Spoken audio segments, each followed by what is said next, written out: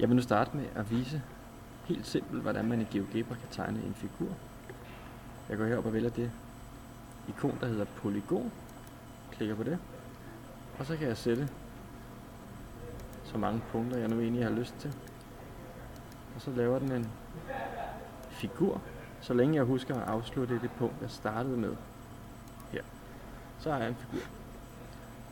Og hvis jeg vælger mit pegeværktøj eller mit flytteværktøj, så kan jeg sådan set hive et punkt. Jeg kan også flytte hele figuren, hvis jeg klikker ind i midten, og jeg kan bevæge den rundt.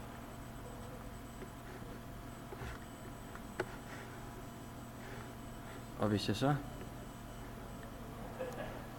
gerne vil have til at vise mig, hvordan jeg finder ud af, hvor lang en linje er, for eksempel hvor lang der er fra A til B, så kan jeg jo gå herop.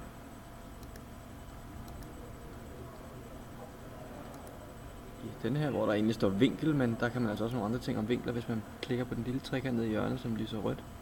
Og så kan jeg gå ned og vælge længde. Så skal jeg simpelthen bare ind og finde linjen og klikke på den. Det kan jeg gøre med alle sammen, hvis jeg har lyst til det.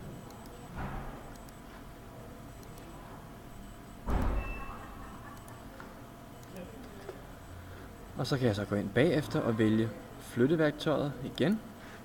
Og så kan jeg jo se, hvad der sker, hvis jeg hiver den her. Så bliver den ene længde her og den anden længde her jo større. Og mindre, hvis jeg går ind, så bliver det større igen. Så kan man lege lidt rundt med det.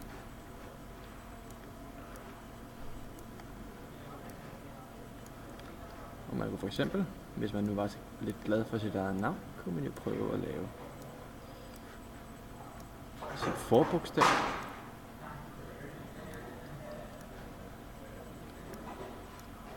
Sådan der.